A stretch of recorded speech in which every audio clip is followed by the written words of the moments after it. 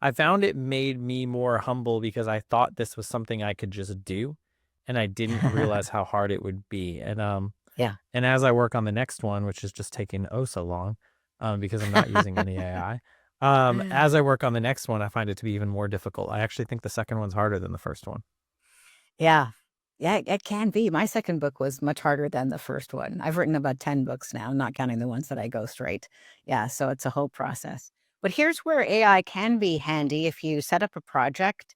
For example, I work on my clients' books. Obviously, I'm interviewing them. Then we get the first draft from the transcript. But then I feed that first draft. I do my own work and I tell the chat, here are the four criteria, not three, for this particular book. I want it to be a New York Times worthy business book.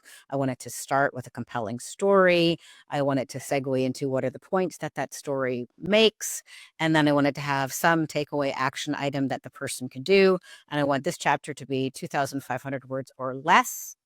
And, I can write that chapter and then I can use chat or I prefer Claude actually, to assess it and say, how could this be different? How could this be better? And it takes forever still to Yeah. write a really killer chapter because chat or whatever tends to, I don't know, it just doesn't seem to be the right caliber of compelling content that engages you emotionally, but that also has a takeaway message and that also then has something actionable you can do. And that is 22,500 words or less. That's a tall order.